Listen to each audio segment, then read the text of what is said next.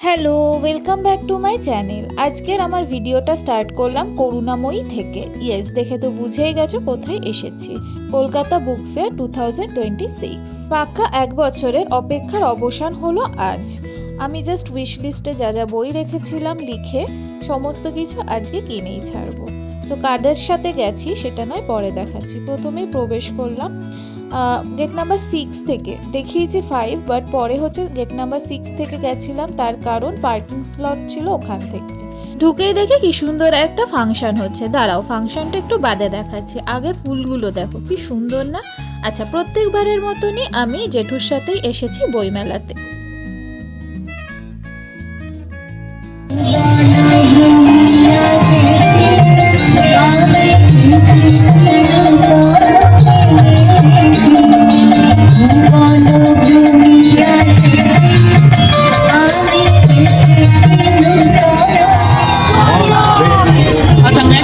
যখন হচ্ছে একটা জিনিস ভালো করে হোক, এখানে সবার ফোনে ফ্ল্যাশ লাইট গুলো একটু দেখতে পারি তো, আকাশে তারা রয়েছে, সবাই একটু এখানে এসে জমাট বাঁধুন, খুব সুন্দর লাগবে জিনিসটা। সবাই মিলে পেছন থেকে এখানে প্রত্যেকের কাছে স্মার্টফোন আছে, একটুখানি ফ্ল্যাশ লাইট গুলো একটু সবাই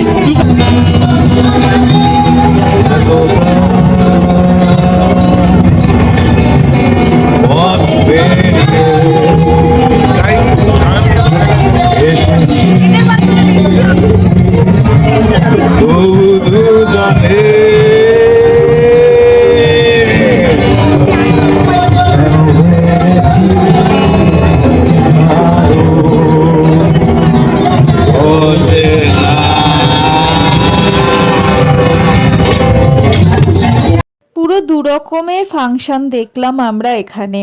প্রথমে হচ্ছে রবীন্দ্রসঙ্গীত এবং তারপর বাইরে বেরিয়েই আমাদের ফেভারিট, মানে বুঝতেই পারছো কি বলতে চাইছি, আমাদের ফেভারিট সব গানের একটা ব্যান্ড টাইপের ওরা দাঁড়িয়ে, মানে অল্প বয়সী ছেলেরাই ওরা দাঁড়িয়ে খুব সুন্দর গাইছিল, বেশ এনজয় করলাম দুটো জায়গাতেই। তো গান শুনে মাইন্ডটাকে ফ্রেশ করে আমরা আবার বই কেনা স্টার্ট করে দিলাম।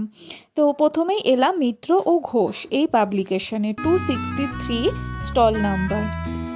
অ্যাডভেঞ্চার এবং ভূতের খুব ভালো ভালো গল্প কিন্তু এখানে পেয়ে যাবে। আমি এখান থেকে ওই জোড়াদ্বীপ কাকু এই বইটা নিয়েছিলাম। জোড়াদ্বীপ কাকু বেসিক্যালি মানে দ্বীপ কাকুর জোড়া রহস্য আর কি। এই বইটা আমি আগের বছর দুটো সিরিজ নিয়েছিলাম, এবছরে দুটো নিলাম। এবছরে কিন্তু একটা নতুন সিরিজ এসছে। তো এখানে দেখতেই পারছো প্রচুর ভালো ভালো গল্পের বই এখানে রয়েছে। এখানে কিন্তু ভালো ভালো ভূতের বই পাবে, তারানাথ তান্ত্রিকও পেয়ে যাবে এখান থেকেই। এখানে কিন্তু শেষের কবিতাও পাবে, তার সাথে সাথে দাদা ঠাকুরের গল্পের বইটাও পেয়ে যাবে।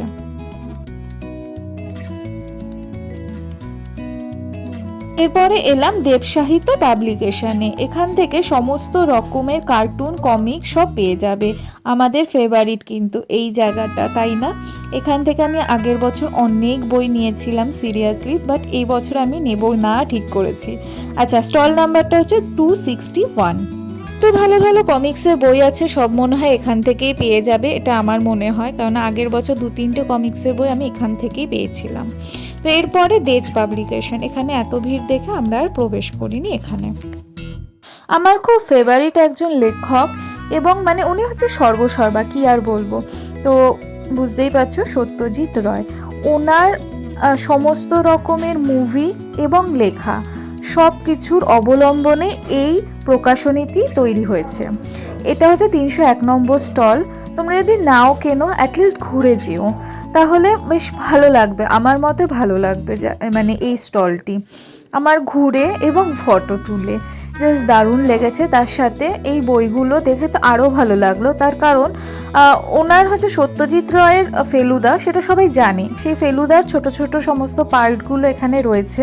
এছাড়াও উনি যা যা মুভি বানিয়েছেন, যেমন পথের পাঁচালী, অপুর সংসার, এইসব নানান রকম মুভির ওপরেও বেসিসে নানান রকম বই রয়েছে, যেটা নাকি একদম নতুন কালেকশন। এরপরে পাশেই রয়েছে কমলিনী, যেখানে নাকি সঞ্চয়িতা পেয়ে যাবে, এবং ঠাকুমার ঝুলি এই বইটাও পেয়ে যাবে। এছাড়াও তার পাশাপাশি ভালো ভালো বই ছিল। আর এই বইয়ের স্টলটা মানে জাস্ট কি বলবো, খুবই ভালো ভালো বই এখানে পাওয়া যাচ্ছিল। আর এখানে দেখে নাও চট করে যে কি কি বই পাওয়া যাচ্ছিল। দাঁড়াও দাঁড়াও, শুধু বই কিনলে হবে নাকি, কিছু খাওয়ার জিনিস কিনতে হবে না? চট করে চোখে পড়ে গেল এই দোকানটা। এই দোকানটা দেখেই তো আমরা চলে আসলাম কিছু খাওয়ার জিনিস কিনতে। কিনেছিলাম নানান রকম টেস্টি টেস্টি পাঁপড়। আচ্ছা, এরপরেই গেলাম হচ্ছে গিল্ড হাউসে, যেখান থেকে নাকি এই ম্যাপটা নিয়ে নিলাম আমরা। যদি 5 নম্বর গেট থেকে ঢোকো তার ঠিক উল্টো দিকে পেয়ে যাবে গিল্ড হাউস এবং তার ঠিক ডান দিকেই পাবে হলো ফুড স্টল। শুরু হচ্ছে কাশ্মীরি কাওয়া দিয়ে, পুরো নতুনত্ব একটা জিনিস, একবার ট্রাই করে দেখতে পারো। বাট আমরা রিস্কটা নিইনি, নাই ভালো লাগতে পারে। তো আমরা নিলাম হচ্ছে কফি এবং তার সাথে স্ন্যাক্স, নানা রকম স্ন্যাক্সও পাবে এবং হ্যাঁ, মিয়ামোরে বা হিন্দুস্তান সুইট সব কিন্তু পেয়ে যাবে এখানে। তো এখানে আমরা নিয়েছিলাম হচ্ছে ফিশ ফিঙ্গার আর তার সাথে ছিল কফি, খুবই ভালো ছিল খেতে। মোমোও পেয়ে যাবে এখান থেকেই।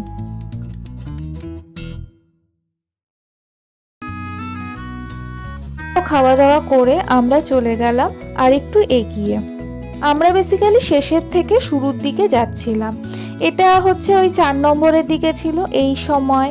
তারপরে হচ্ছে নানান আচ্ছা দাঁড়া এই দেখো, ভিড়ের মধ্যে একটা চেনা মুখ দেখতে পেলে? আমরা কিন্তু খেয়াল করেছি, অনেকেই এখানে খেয়াল করে দাঁড়িয়ে পড়েছিল।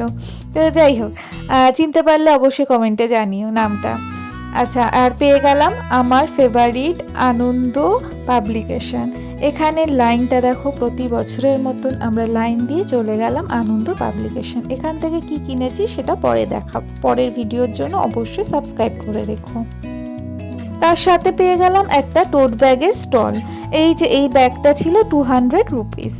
একটা হচ্ছে ওই 10 কেজির মতন ভার নিতে পারবে। এখানে নানান রকম প্রাইজেরই ব্যাগ ছিল। ঘোরাঘুরির মাঝে আরেকজনও চলে আসলো। সকাল থেকে বড়মার ওখানে দাঁড়িয়ে পুজো টুজো দিয়ে এসে গেছে একেবারে বই কিনতে।